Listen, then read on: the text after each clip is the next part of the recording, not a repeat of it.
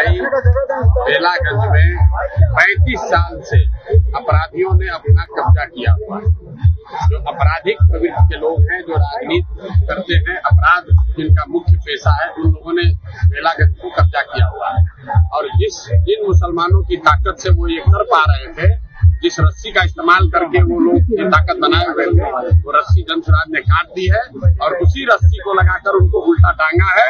और तीसरे नंबर पर रहेगी आरजेडी, आप नोट करके रख लीजिए।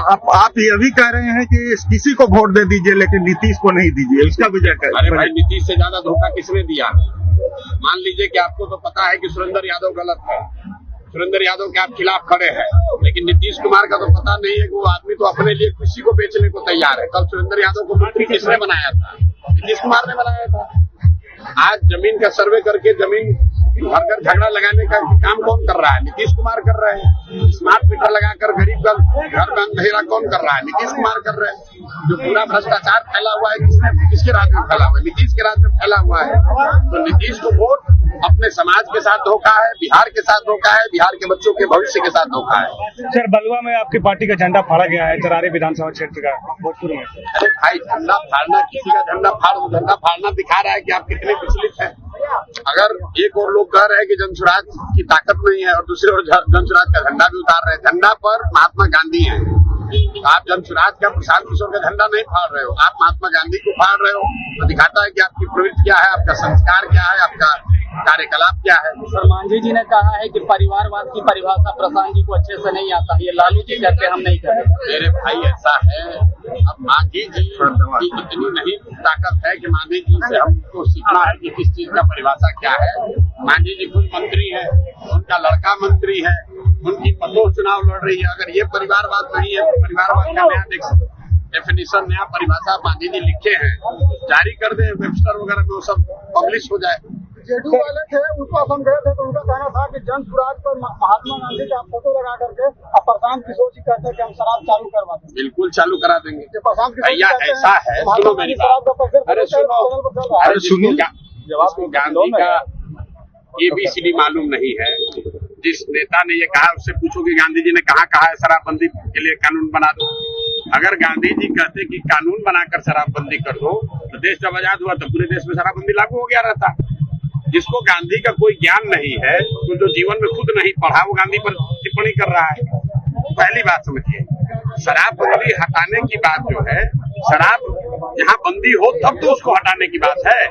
शराबबंदी कहाँ है बिहार में? शराबबंदी के नाम पर दुकान बंद है, होम डिलीवरी तो हो ही रहा है। महंगा हो गया, शराब महंगा हो गया अलग, जहरीली शराब बिक रही अलग, सैकड़ों लोग मर गए वो अलग, और बिहार के गरीब जनता का 20,000 करोड़ रुपए का नुकसान हो रहा है वो अलग। लेकिन ये 20,000 करोड़ रुपया जा कहाँ रहा है, पहले इसको समझिए। 20,000 करोड़ रुपया जा रहा है बिहार के भ्रष्ट अधिकारियों के पास, अधिकारियों से जुड़े राजनेताओं के पास, जिनकी राजनीति, जिनका दलाली, जिनका शराब माफिया के पैसे से जिनका काम चल रहा है, वो तो चाहेगा ही कि शराबबंदी के नाम पर ये ढकोसला चलता रहे। कहाँ पर शराबबंदी है? हर गांव में तो शराब बिक रहा है। सर, केंद्रीय मंत्री गिरिराज सिंह कहे हैं कि राहुल गांधी देश में गृह युद्ध करना चाहते हैं। तो भैया, गिरिराज जी केंद्रीय मंत्री हैं, राहुल गांधी विपक्ष के नेता, उन दोनों से बताइए, हमको उसमें क्या बोलना। सर, सवाल ये है कि सुरेंद्र यादव कह रहे हैं कि तीसरा नेत्र खोलेंगे, त्रिनेत्र खोलेंगे। देखिए, एक दिनकर, महाकवि दिनकर ने एक वाक्य कहा है, जब विनाश मनुष्य पर छाता है, विवेक पहले मर जाता है। त्रिनेत्रधारी हम लोग के लिए महादेव शंकर हैं। कोई व्यक्ति का तीसरा नेत्र नहीं हो सकता है। अपने आप को त्रिनेत्रधारी बताना, तीसरा नेत्र वाला बताना, ये दिखाता है कि आदमी कितना अहंकारी तो है ही, साथ साथ मूर्ख भी है। और बेलागंज की जनता इसकी मूर्खता और इसके अहंकार को, दोनों को इस बार धूल दूषित करेगी। और आप देखेंगे कि पानी पीने को नहीं मिलेगा इस चुनाव के बाद। इतने प्यारे बेचारे व्याकुल हैं कुछ। अब उस आदमी को देखिए, 2 दिन पहले उसने बयान दिया कि जो अमजद साहब हैं वो हमारे बेटे के दूसरे अब्बा हैं। जरा उनका जरा सोच देखिए। खुद को कह रहा है कि हम कितने बड़े ज्ञानी आदमी है। सुनिए, एक बार अपने आप को भगवान शंकर बता दिया, दूसरे क्षण कह रहा है कि अमजद साहब हमारे बच्चे के दूसरे अब्बा हैं।